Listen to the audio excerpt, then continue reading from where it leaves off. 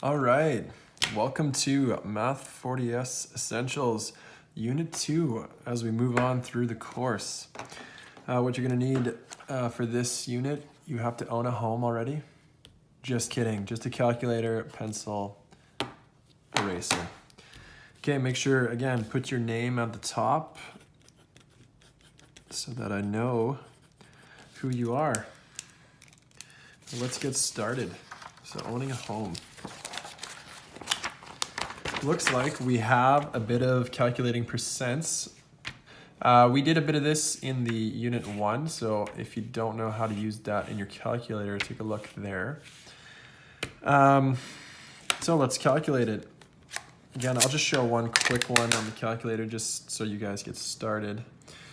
So the question is 2.4%. So a good 2.4 second function percent of is times 145,000 equals 3,480. Excellent. This one, 0.5% of 60,000 is $300. So that's how you do that. On to number 2. Saphir is paid $1,560 bi-weekly. What does that mean?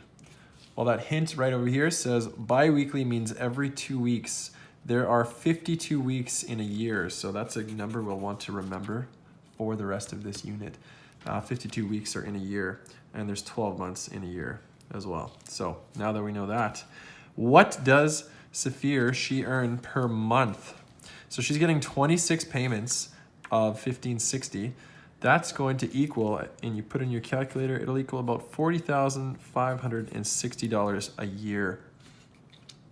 So that means, what is her monthly earnings? Well, her monthly earnings are that total of $40,560.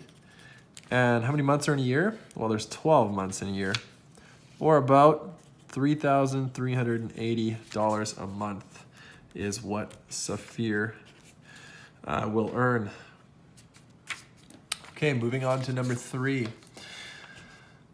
Morgan's gross monthly pay. So gross is before taxes. That's what gross monthly means. Net monthly means after taxes. So the government actually takes taxes away from people.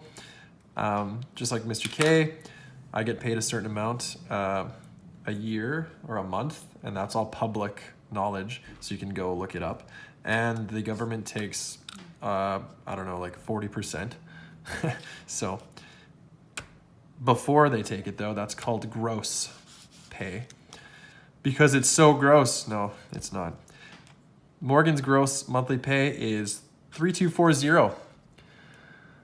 He estimates that his deductions are 35% of his gross pay. So there you go, about 35%. That's probably what I get taxed as well. What is his estimated take home? Well, we can do 35% of 3,240, and that is going to equal about $1,134. So his take home pay would be 3,240 minus 1,134. So what does he actually bring home at the end of the month? $2,106. That is what Morgan's estimated take-home pay is. He gets deducted $1,100. Crazy. Okay, moving on to number 4. We have Vicky. She bought a car for $19,500, including taxes. She financed the entire amount. She needs to make monthly payments of $466.05 for 4 years. What is the total amount that Vicky will pay for the car? So this is a throwback to our last unit. How many months are in 4 years? Well, 12 times 4 is 48. 48 times 466 is $22,370.40. So that is what Vicky will pay for the car. How much interest is that? Well, we take what she paid and we minus the value of the car. There's the car value in the question. And her interest that she pays extra is $2,870.40. That's how much extra interest she'll pay on that car. And then we have our buddy Raj wants to buy a computer that costs around $1,400. Oh, is this one of the ones that connects to the other side? Yeah, that's okay. So, including taxes, he plans to save money so he can pay cash for the computer in 6 months. How much must Raj save per month? Well, if the computer costs $1398.88, divide that by 6, he's got to save $233.15 a month. Okay, that's a goal for him. In number 6, we have to use number 5's information, so that's okay. We can kind of look back. I have another booklet to look back. So, using information in 5, Raj saw the same computer on sale at computer discount for $1309.28, including taxes. He can finance the computer at this store, so making payments a month. There'd be 12 monthly payments. Each monthly payment would be $120.66. Suppose Raj buys the computer at computer discount. What would he pay more or less for the computer? How much would the difference be? Okay, so let's figure it out. 12 months of that payment.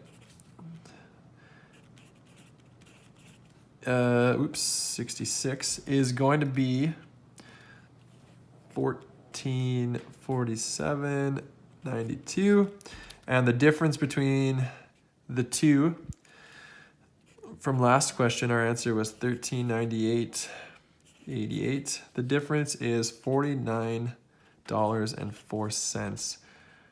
So he would pay $49 more. So he would pay more at this computer discount place. So you could tell him, oh, maybe it's better to go the other way instead of this way. Okay, then we move on to number 7. Teasha made the list of her monthly expenses at the right. We can see her rent, food, car loan payments, all that stuff. Record Teasha's expenses in the chart below to show whether each is fixed or variable. Okay, well, fixed payments are payments that don't change at all, ever. So example would be if I am renting a place to live, let's say it's $500 a month. It's not all of a sudden $3,000 the next month or $200 the month after that. It's always $500. So it would fall under fixed. Variable means change. So that would be things that constantly change. 1 month, I might spend $500 on groceries. The next month, it might be $600 or $300, depending on what I eat. So groceries would be a variable monthly expense. I'm just going to give you guys the quick rundown here. So that's the expenses. We got rent, car loan, cell phone, insurance, utilities, and gym are all fixed because they don't change. And the things that do change are food, clothing, vacations, leisure, gas, and personal care. So number 7B, Teasha wants to buy a house. She'll need about $10,000 for a down payment. How much will she need to save per month to buy a house in 5 years? Well, let's take that 10,000 and divide it by how many months are in 5 years. We get about $166.67 dollars per month. So she has to put away 166 a month to get to 10 grand in 5 years.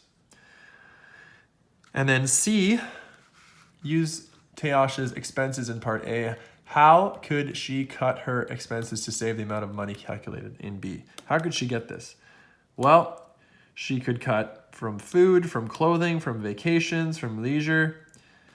So cut from food,